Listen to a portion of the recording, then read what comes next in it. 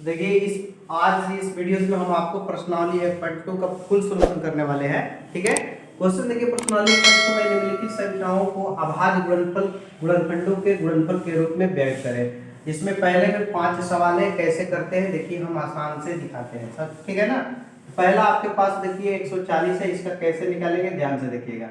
144 है, यहाँ देखिए कटा के लघुत्तम जैसे 2 के पारा से 70 बार में, 2 से 35 बार में, 5 से 7 बार में और 7 से 1 बार में। इसका अभाज्य गुणनखंड क्या होगा? इसका अभाज्य गुणनखंड हमारा हो जाएगा 2 गुने 5 गुने 7। ऐसे भी लिख सकते हैं 2 के पावर 2 5 7। ठीक है, ये हो गया। अब देखिए 156 है, 156 का भी जस्ट इसी तरह से करेंगे। 2 से 78 बार में, 2 से 39 बार में, 3 से 13 बार में और 13 से 1 बार में। इसलिए इसका आंसर होगा 2 गुने 3 गुने 13। ये आपका 156 का अभाज्य गुणनखंड हुआ। ठीक है, अब देखिए 38 25 है।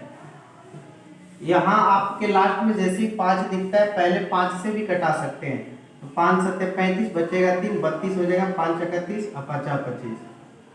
फिर 5 से 5 एकम 5, फिर 50 25, 5 3 15, फिर 5 से 5 3 15, 5 एकम 5। तो इसका जो फैक्टर होगा इस तीसरे वाले का होगा 5 गुने 5 और 31। इसको ऐसे भी लिख सकते हैं 5 के पावर 3 इंटू 31। ये 38 25 का फैक्टर हुआ।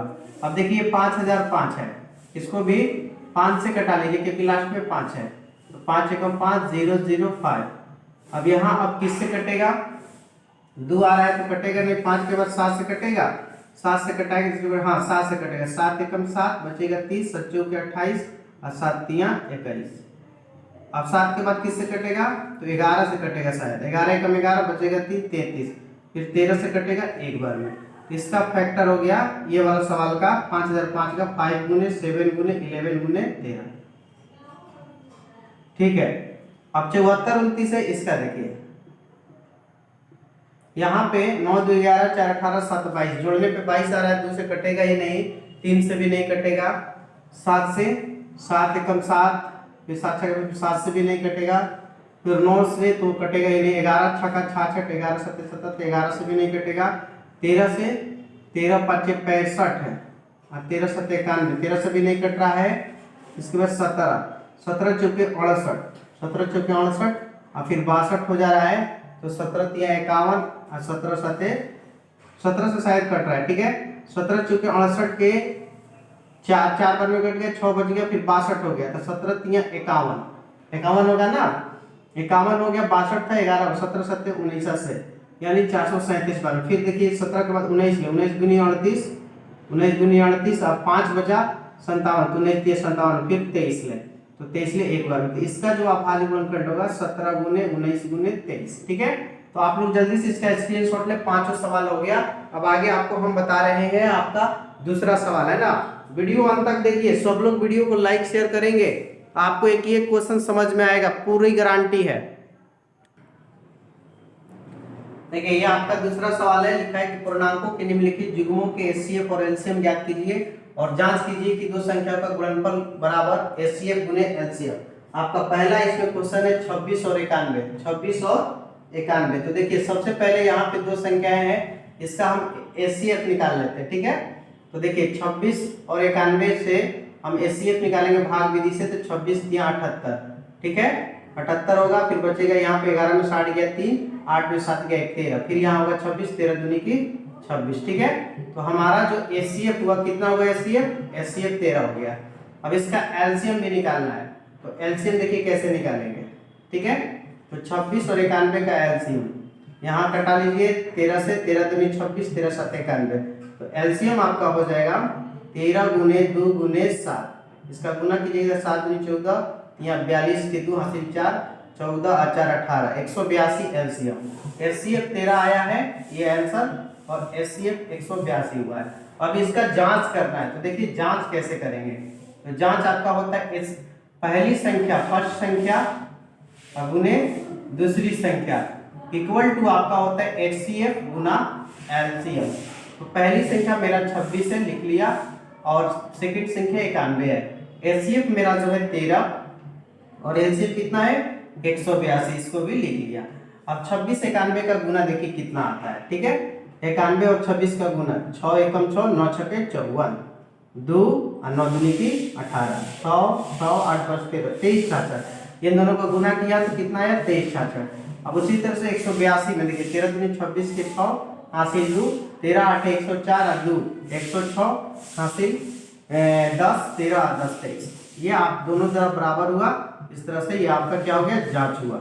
ये आपका दूसरा का पहला सवाल है, इसमें 3 सवाल है। आइए दूसरा सवाल देखते हैं। दूसरा आपका दिया है इसमें, ये आपका देखिए दूसरा सवाल है, इसमें लिखा है 510 और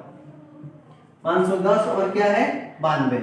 इसका भी हमें HCF निकालना है और LCM निकालना है। दिख रहा है ना सबको? हाँ दिखना चाहिए, एकदम इजी लगेगा। इसमें भी हमें HCF LCM निकालना है और जांच भी करना है। देखिए 92 से हम भाग करेंगे 510 में, 9 5 45 होता है 5 बार में, 5 दूनी 10 9 5 45 1 46, 0 का 0 11 में से 6 गया 5 कट गया 50, फिर यहाँ 92 50 एकम 50, ठीक है। यहाँ हो गया 42, यहाँ 50 होगा तो एक बार में 42, यहाँ 8 बचेगा। दिख रहा है? आगे नीचे लिखेंगे तो दिखेगा, नहीं दिखेगा इधर बगल में कर देते हैं। तो 8 से और किससे में करेंगे 42 ले, तो 8 पचे 40, फिर 2 बचेगा, यहाँ आ जाएगा आपका 8 2 चौके 8। तो HCF कितना आ गया? तो HCF इधर वाला होता है 2 हो गया। अब इसका LCM निकालना है, तो यहाँ पे देखिए LCM निकालते हैं 510 और 92 का LCM। 2 के पहाड़ा से 2 दूनी की 4, 11 के 2 पचे 10 2 पचे 10, फिर 2 चौके 8 2 चक्का 12, ये आ गया है ना। इसके आगे अब कौन संख्या 5 15 अब तो कटेगा ही नहीं, कटने वाला है नहीं, ठीक है ना, कटने वाला नहीं है। देख लीजिए आप लोग भी, अब नहीं कटेगा तो इसको आप क्या कर दीजिए गुना कर दीजिए। 2 गुने 255 गुने 46 करेंगे तो 255 में 2 से करेंगे तो 510 हो जाएगा, फिर 46, यहाँ हम गुना करेंगे 510 और 46। देखिए इसका गुना करेंगे तो हमें मिलेगा 23460, ये 23460 है LCM। अब आपको जांच करना है, तो जांच इजी है। आपको फर्स्ट संख्या गुने सेकंड संख्या है ना, फर्स्ट गुने सेकंड इक्वल टू HCF गुने LCM करना है। तो फर्स्ट हमारी संख्या क्वेश्चन में क्या है, तो 510 है और 92 है, तो 510 गुने 92 कर लीजिए, और HCF मेरा 2 है और LCM 23460 लिख लिया। अब इधर गुना इधर वाला कीजिए, देखिए 0 के 0 6 दूनी 12 4 दूनी 8 1 9 6 दूनी 46, इधर भी वही आने वाला है 46 920। ये आपको दोनों तरफ इक्वल हो जाएगा तो जांच हो जाएगा। इसका तीसरा प्रश्न भी है जिसको हम लिख के आपको दे रहे हैं, आप लोग बनाइएगा 336 और 54। तीसरा सवाल है 336 और 54, इसका भी आप लोग को HCF और LCM निकाल के जांच करना है। जल्दी से इसका स्क्रीनशॉट लीजिए। हम आपका क्वेश्चन नंबर 3 बता रहे हैं, बिना टाइम बर्बाद किए जल्दी जल्दी एकदम बनाएंगे, आपको एकदम समझ में भी आएगा। ओके जल्दी से देखिए तीसरा सवाल जो है आपको अभाज्य गुणनखंड विधि से HCF और LCM ज्ञात करना है। कैसे बनाएंगे देखिए, आपको बहुत ही अच्छी तरीके से समझाएंगे, एकदम पूरी तरह से समझ में भी आएगा। तो देखो 12 का इसका हल कैसे करेंगे दिखा रहा है। 12 का आप फैक्टर टूल लेंगे, जैसे कि 2 से 6 बार में, 2 से 3 बार में और 3 से 1 बार में। 15 का भी टूल लेंगे आप लोग 3 से 5 बार में और 5 से 1 बार में। 21 का भी टूल लेंगे 3 से 7 बार में और 7 से 1 बार में। तो 12 का क्या आया 2 गुने 3। 15 का क्या आया, तो 15 का आया 3 गुने 5। और 21 का क्या आया 3 गुने 7। तो हमें HCF निकालना है, ठीक है ना। तो HCF में देखिए जो मिलेगा ना वही HCF होता है। तो 3 मिल रहा है ना सब में, तो ये 3 हो जाएगा, 3 हमारा क्या हो जाएगा HCF, ये आपका आंसर हुआ। ओके अब LCM निकालना है, जो मिलेगा वो A वो लिखाएगा, और जो बच गया यहाँ 2 बचे उसको भी लिख लेना है, 5 को भी लिख लेना है और 7 को भी लिख लेना है। तो 7 5 35 दूनी 70, 70 दूनी 140, 42 420, ये आपका इसका आंसर हुआ। अच्छा लग रहा है ना, एकदम बहुत ही आसानी से बताएंगे।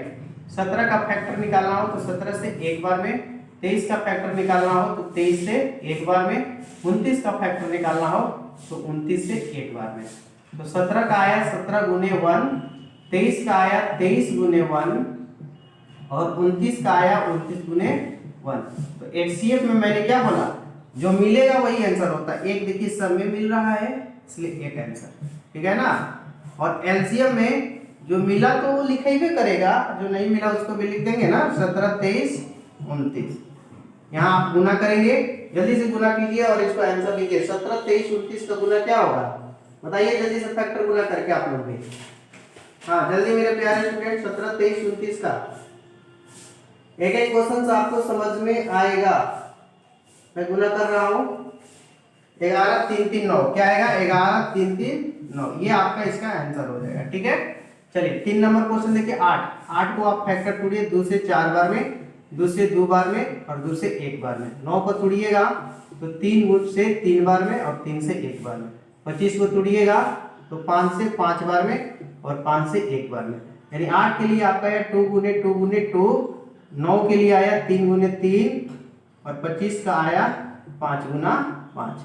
तो एचसीएफ में जो मिले वही होता है। इन सब में तो कुछ फैक्टर नहीं है ना कॉमन, एक लेकिन है, ये एक देखिए सब में है, इसलिए एचसीएफ एक हो जाएगा। एलसीएम में सबको लिखना पड़ेगा, यानी कि 3 को 2 लिखिए, चाहे उसके बदले में 8 लिख दीजिए, 9 लिखिए या 3 लिखिए, की बात है 25 25 8 200, 200 9 1800, ये आपका बिल्कुल सटीक आंसर हो जाएगा, ठीक है। तो ये आपका तीसरा सवाल बन गया। जल्दी से इसका स्क्रीनशॉट लें। अगला क्वेश्चन हम बताते हैं, एक एक क्वेश्चन को हम समझाएंगे एकदम बहुत इजी वे में, ओके। जल्दी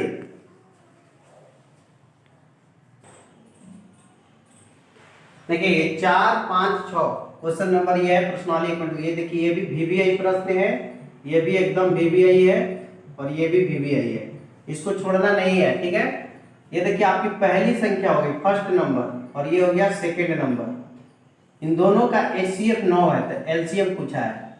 तो आपको एक संख्या देखिए हम बार बार बता रहे हैं कि फर्स्ट संख्या गुने सेकेंड संख्या, ठीक है, इक्वल टू होता है एचसीएफ। एच ले एचसीएफ समझिएगा, एल से एलसीएम, ठीक है। तो फर्स्ट संख्या आपका 306 हो जाएगा और सेकेंड 657 और यह एचसीएफ के जगह पर 9 इंटू एलसीएफ।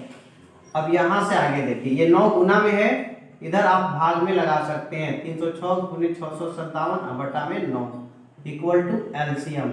यहाँ तक दिक्कत किसी को नहीं हुई, देखिए किसी को भी कटा सकते हैं। 9 7 63, 7 बार में बचा यहाँ से 2 और हो गया 27, तो 9 3 27, यानी एलसीएम जो होगा हमारा 306 गुने 73 होगा। आइए इसका गुना भी करके दिखा देते हैं कितना आ रहा है।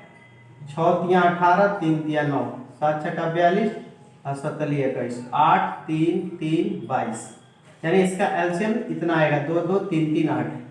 कितना आ जाएगा 2 2 3 3 8। It is your right answer. जल्दी से इसका स्क्रीनशॉट ले।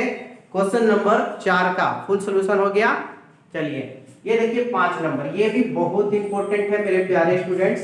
करेंगे जांच कीजिए कि आप किसी प्राकृतिक संख्या n के लिए, तो देखिए प्राकृतिक संख्या जो होती है वो आपकी गिनती की संख्या होती है ना। तो प्राकृतिक संख्या 1 2 3 इस तरह से चलेगा। अब हमारे पास है क्या 6 के पावर n।